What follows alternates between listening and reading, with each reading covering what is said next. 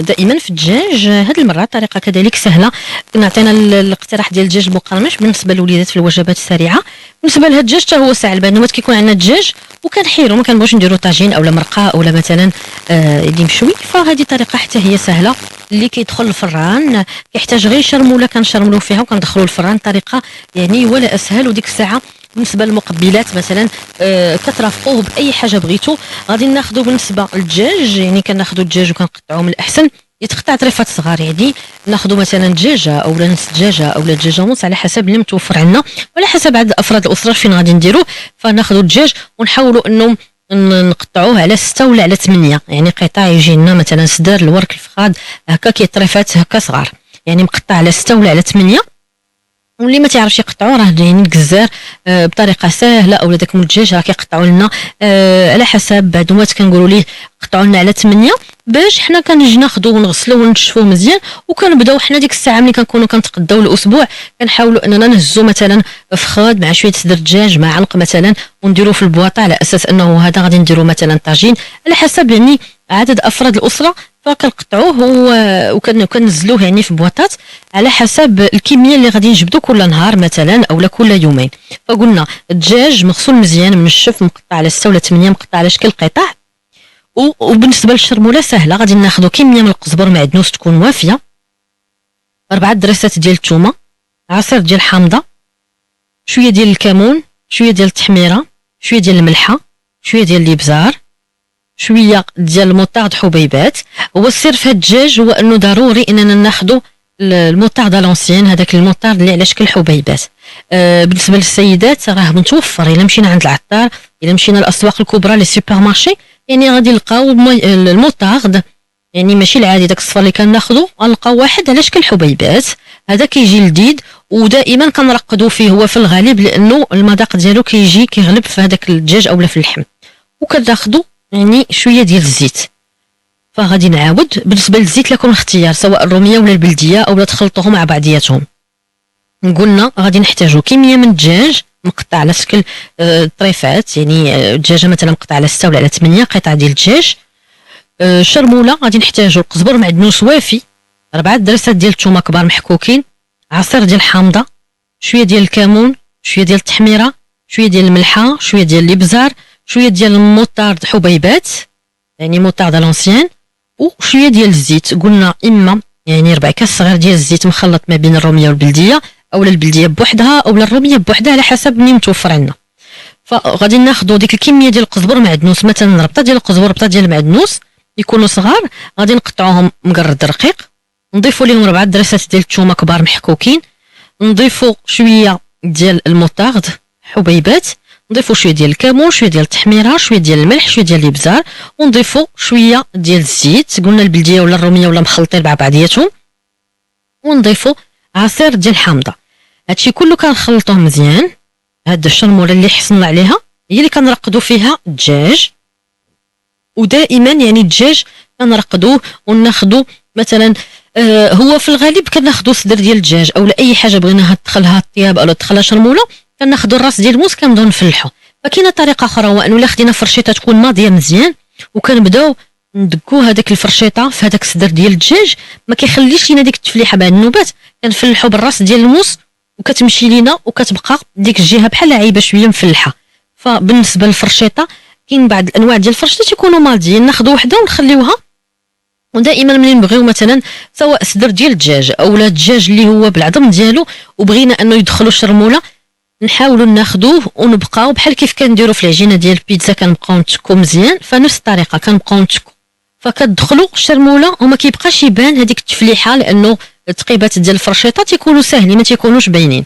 فقلنا ونشرملوا مزيان، نبقاو ندهنوا مزيان من الداخل ومن برا هاد الطريفات ديال الدجاج، ونغطيوهم في واحد البانيو بالبلاستيك الغذائي ونخليوهم الى عندنا الوقت، نخليوهم ساعه ساعتين 3 ديال الساعات اولا يعني ليله كامله، لانه ما فيها لا بصله لا والو، ما غتاكسد لينا ما والو. فالخليط ممكن بيتوه ليله كامله، ممكن غير نسدوه مزيان، ممكن نبيتو ليله كامله، ساعه كامله، ساعتين، 3 ساعات، 4 ساعات، ممكن نصايبوه في الصباح من بعد الفطور نقادوه ونخليوه في الثلاجه حتى الليل مثلا، عاد ديك الساعه نصايبوه على حسب.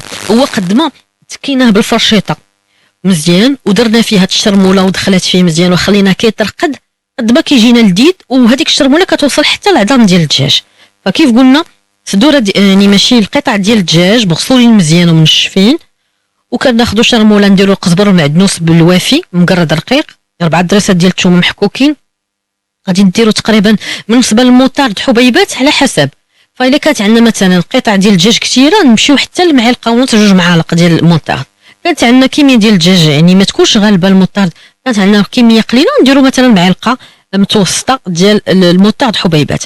فقلنا القزبر والمعدنوس في الشرموله مقرد رقيق، 4 دريسات ديال الثوم محكوكين، بعلقه حتى 2 معالق ديال الموطارد حبيبات، شويه ديال الكمون، شويه ديال التحميره، شويه ديال الملح، شويه ديال الابزار، شويه ديال الزيت البلديه ولا الزيت الروميه اولا مخلطين مع بعضياتهم تقريبا 4 كاس، وعصير ديال الحامضه. بغينا نديروا الحار الشونيه الحاره حتى هي كنضيفوها، ما بغيناش ما نديروهاش. وكناخذوا هاد الشرموله كنخلطوها مزيان، كنرقدوا فيها هذوك القطع ديال الدجاج بعد ما تكيناهم بالفرشيطه مزيان باش كيدخلهم هاد الشرموله، وكنخليهم قلنا ساعه ليله كامله، الصباح كله عشيه كلها على حسب. ومن بعد كنحيدوهم من الثلاجه وكناخذوا المول اللي كيدخل الفران ديال الدجاج باش ما يمحناش. وبعد النوبات كنبغيو حويجات اللي هما ساهلين وما كنبغيوش الروينه بزاف، ما كنبغيوش حتى ديك اللاطه ديال الفران انه توسخ. فمن الاحسن مره ناخذوا داك المول ديال الدجاج اللي كيدخل الفران، ندهنوا واحد شويه ونستفوا هاد القطع ديال الدجاج في المول اللي كيدخل الفران، وكنغطيوه دائما كنغطيوه بالورق الطهي هو الاول، وعاد الورق الالومنيوم باش من الالومنيوم دائما ما كانش نخليوش يتفاعل مع الطياب مع الماكله، دائما كنغطيوه بالورقه ديال الطبخ اولا كاغيط ديال الزبده، وعاد كنغطيوه بالورق الالومنيوم. ودائما ملي كنديروا هاد الكواغط بجوج ما كنسقوهمش على المول اللي غادي ندخلوه الفران، دائما كنخليوه بحال مقبب يعني بحال داخل الهواء، هو مسدود ولكن ما لاصقش على الماكله نيشان، ما لاصقش على داك المول نيشان ديال الماكله، وانما بحال كنخليوه شويه مقبب هذوك الوريقات هذوك الكواغيط، سواء الكاغيط ديال الزبده ورق الطهي اولا الالومنيوم ولا هذيك الماكله، كيكون واحد المسافه متباعدين مع بعضياتهم. وكندخلوهم الفران، الفران شاعل من قبل، ومن بعد كنشعلوا العافيه وكنخليوها متوسطه، وكنخليو هاد الدجاج يطيب على المهل، ما كنزيدوا فيه لا ما لا والو، نكتفي فقط غير بهاد الدجاج مع هاد الشرموله. داكشي علاش قلنا الفران يكون عافيه متوسطه وكنخليوه كيطيب بالمهل. ممكن على انه تشهينا مثلا مع خضيره، ممكن على انه نفرشوا البصله على شكل دوائر، ديك البصله البيضاء او البصله الحمراء مقطع رقيقه نستفوها هي الاولى، وعاد نستفوا الدجاج. بغينا معاها مثلا البطاطا او الخيزو ممكن نديروهم في واحد الجهه، هذيك الشرموله اللي بقات لينا ندوزوها في البصله وفي البطاطا وفي الخيزو ونخليو كلشي يطيب، فعلى حسب الاختيار ديالكم. بغينا ندخلو بهذه الطريقه للفران نخليوه يطيب في الفران، وناخذ ديك الساعه الخضره اللي عندنا مثلا بروكولي، داك البروكولي الخضر داير بحال الشيفلور، عندنا داك الكروم الصغيور، دوك لي شو دو بروكسل دوك الصغيورين، عندنا البصله الصغيره، البطاطا الصغيره، خيزو، الكورجيت، عندنا اللفت، البسباس، يعني القرعه الحمراء مقطعه طريفات صغيورين يعني بلا ديك القشره ديالها، هادشي كله، ولا جلبانه، اللوبيا، على حسب الاختيار ديالكم. اختاروا 3 4 ديال الخضره وفوروها بالطريقه العاديه في الكسكاس، يعني كتفور ريتما انه يطيب هذاك الدجاج. وديك الساعه كنخرجوا هذوك القطع ديال الدجاج كنحطوهم في الطبسيل، كتبقى لينا في هذاك المول كيبقى لينا شويه ديال هذاك الخليط، هو ديك الساعه نحطوا فيه ديك الخضره اللي مفوره وما كنحركوش، غير كنحركوا هذاك المول ديال الكغاطا، ما كنحركوش باش ما تمعكش لينا ديك الخضره، وحتى هو كيتشرب بهذاك العصاره ديال الدجاج مع هذيك العصاره ديال ديك الخضيره، وكيكون عندنا طبق اللي هو كيشبع لذيذ وفي نفس الوقت متكامل، فيه خضيره وفيه الدجاج. بنفس الطريقه ممكن على انكم ترافقوه مع شليضه، مع مقبلات دافيه، مع الروز مفور، مع الزعفران، على حسب الاختيارات ديالكم، يعني شنو بغيتوا تاكلوا مع هذا الدجاج فكيجي لذيذ بزاف. بنفس الطريقه كذلك ما بغيتوش تدخلوه للفران شويوه مباشره، غير هو حاولوا انكم تقطعوا الدجاج طريفات صغيورين، قطع ديال الدجاج يكونوا صغار ما يكونوش كبار، يعني مقطع على 8 مثلا، ونخليو ليله كامله كيترقد في هاد الشرموله، ويكون عافيه ديال المجمر تكون يعني مجهده باش نخليوه يطيب مزيان، فحتى هو كيجي لذيذ. فسواء في الفران يعني هذا ممكن نوجدوه ليله كامله ونقادوا المسائل ديالنا على اتساع، يعني نديروا شحال من حاجه حتى يقرب يعني يوصل الوقيته ديال الغدا. بعد ديك الساعه كنديروه في المول ديال الدجاج اللي كيدخل الفران، نكونوا ديك الساعه فورنا شويه ديال الرز اولا خضيره اولا شلاضه اولا كيف قلنا مقبلات على حسب الرغبه ديالكم، فكيجي ساهل كيجي لذيذ. نرافقوا مع الخضره كذلك، سواء خضره شلاضه، يعني شلاضه خضراء طريه اولا شلاضه اللي هي مفوره كيف ما قلنا، ندوزوها بعد ما كتفور وكتبقى قابطه شويه، ندوزوها في هذا المول اللي فيه الدجاج. كنهزو الدجاج وكندوزوها في هذاك المول باش كتشرب لينا حتى هي ديك الشرموله اللي درنا، وكتشرب لينا يعني كتشرب لينا كذلك حتى الاقتراح حتى العصاره ديال الدجاج.